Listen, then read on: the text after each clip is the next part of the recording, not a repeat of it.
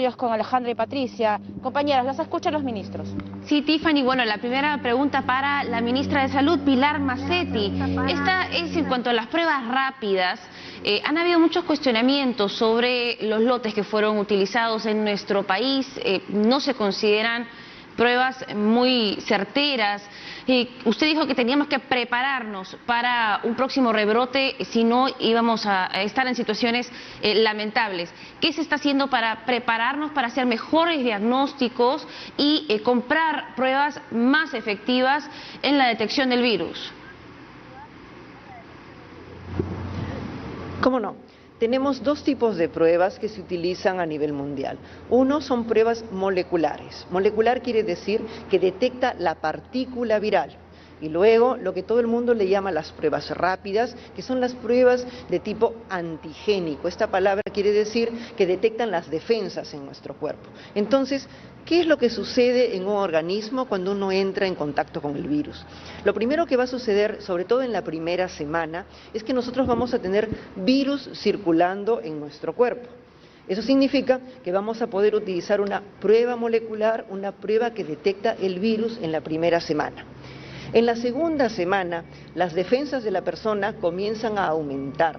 Al aumentar las defensas, ¿qué es lo práctico? Porque el virus ya empieza a retroceder. Lo práctico es detectar las defensas que están incrementándose. Estas defensas son lo que todo el mundo le llama la inmunoglobulina y se detecta mediante la prueba rápida, la prueba que en sangre detecta las defensas a partir de terminando la primera semana. O sea, empezando la segunda semana utilizamos las pruebas rápidas. En ese sentido, nuestro país al principio tuvo muy pocas pruebas moleculares y complementamos pruebas moleculares con pruebas rápidas. La molecular y la rápida, ambas tienen sus limitaciones, como cualquier prueba a nivel mundial y de cualquier tipo. De tal manera que nosotros vamos a tener algunas personas que el virus se esconde rápido y no lo vamos a detectar. O las defensas suben más lentamente y tampoco las vamos a detectar. En ambos casos, esto puede suceder tal Tiffany, como lo he escrito. Lo ideal es, primera semana, utilizar molecular y luego rápido. Sí, ministra. ¿Qué hemos hecho en este momento? Solo para precisar. En este momento hemos conseguido ya más... Perdón, sí, lo que sucede es que las pruebas rápidas que se compraron al inicio eran pruebas que no tenían ni siquiera certificado de registro en el país de origen, en este caso las que se compraron en China. Entonces su eficiencia, como usted las describe, tampoco estaba garantizada, tanto así que nuestros registros a nivel internacional no son tomados como confiables. Me temo que no es así. Las adquisiciones que se han hecho a nivel del Estado son adquisiciones que han tenido las certificaciones que tienen que tener a nivel internacional, porque si no se nos sería totalmente imposible comprarlas y tendríamos en este momento un problema serio desde el punto de vista de los sistemas de control, cosa que no tenemos, como ustedes habrán visto. Lo que sí es real es que todos los países del mundo a nivel internacional informan las pruebas moleculares y nuestras estadísticas internacionales registran las moleculares. Si ustedes han visto la hoja de situación, la sala de situación del Ministerio de Salud, informa en unas láminas las moleculares, que es lo que se informa en el extranjero, y en otras informamos moleculares y rápidas hasta donde las rápidas puedan ser utilizadas, y al igual que otros países del mundo que no tuvieron pruebas, nosotros hemos tenido que adaptarnos y utilizar esas pruebas, pero desde un inicio hemos dicho que lo que se cuenta a nivel internacional siempre son las moleculares. Y en este momento ya contamos con pruebas moleculares. Por ejemplo, estamos teniendo en reparto en este instante a nivel nacional, estamos enviando a las regiones alrededor de 300.000 pruebas moleculares para que dispongan. Tenemos un stock de seguridad de 200.000 pruebas. La semana que viene, dentro del sistema de compras que hemos hecho, están llegando cerca de 150.000 pruebas adicionales y así lo que se ha hecho es ir adquiriendo, empezamos a repartir y estamos haciendo el uso de estas pruebas con una norma, un dispositivo que hemos sacado que se llama Alerta Sanitaria. Si ustedes revisan en la página web del Ministerio, la Alerta Sanitaria 21 hace específicamente esta descripción que acabo de dar. La primera semana y pasando a la primera semana, moleculares y pruebas rápidas. Además, hay otras pruebas que se está evaluando con la Organización Mundial de la Salud, la Organización Panamericana en nuestro caso, que son las pruebas antigénicas, que son unas pruebas que nos van a permitir detectar también rápidamente componentes del virus que pudieran estar en nuestro organismo, que son pruebas más fáciles de procesar, porque la molecular siempre va a tomar un número de horas procesar. Ya tenemos además, no solo ya la semana pasada dije 46 laboratorios, ahora tenemos a nivel nacional 49 laboratorios que pueden hacer pruebas de tipo molecular.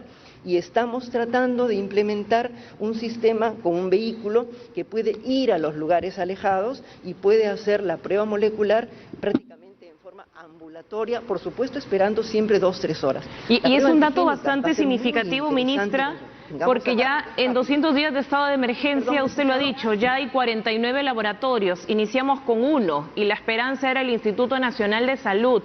Por eso, y viene un poco el cuestionamiento de los especialistas, también entendidos en la materia, señalando que incluso a nivel de gasto sería un poco desproporcional seguir invirtiendo en estas pruebas rápidas, poco efectivas, para poder aumentar, ya que tenemos incluso más laboratorios, el proceso de las pruebas moleculares. Usted ayer también refería que hay una reserva aparentemente para una segunda ola. Siempre tenemos que pensar con precaución en tener reserva, pero sí discrepo un poco en esto de los laboratorios. ¿Por qué? Porque todo el mundo está pensando realmente en COVID únicamente, pero hay que pensar en otras cosas. Y las pruebas moleculares son muy importantes en un país como el nuestro, donde podemos tener, por ejemplo, dengue y otras enfermedades, en donde podemos necesitar pruebas moleculares para otras cosas más.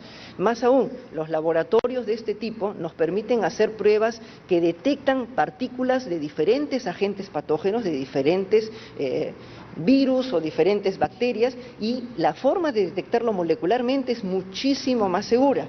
Todo el mundo está pensando en eso, pero los de salud estamos pensando más allá y tener estos laboratorios para, en medio de esta desgracia que nos sucede, el sistema de salud tiene que ser fortalecido.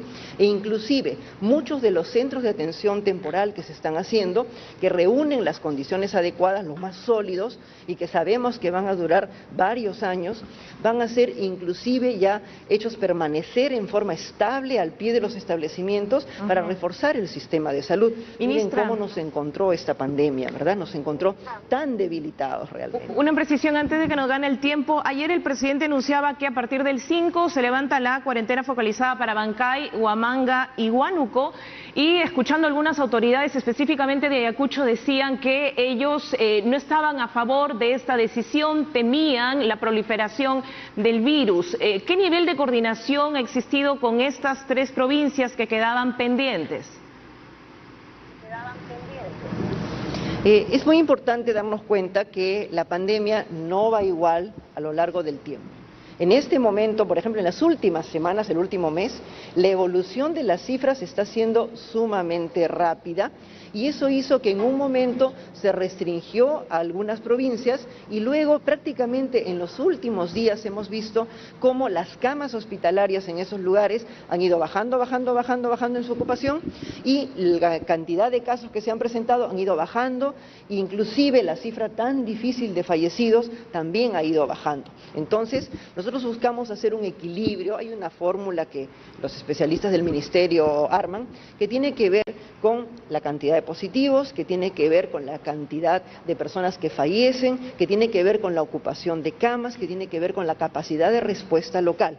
Eso ha hecho que, a pesar de que todos pensamos que los cambios debieran hacerse mes a mes, como ven ustedes, estamos encontrando alternativas para esas regiones que nos hacen ver que ese levantamiento de cuarentena es adecuado en este momento. Siempre va a suceder que tengamos nosotros discrepancias, no necesariamente todos vemos las cosas iguales, pero las autoridades de las regiones han hecho llegar también información, porque uno le pregunta a la autoridad sanitaria y a la autoridad política cómo ve la situación en cuanto al manejo. No es solamente cifras y cifras y cifras, sino también hay que tener una apreciación cualitativa de su capacidad de respuesta. Con ellos se ha coordinado para hacer este levantamiento y todos tenemos que estar alerta.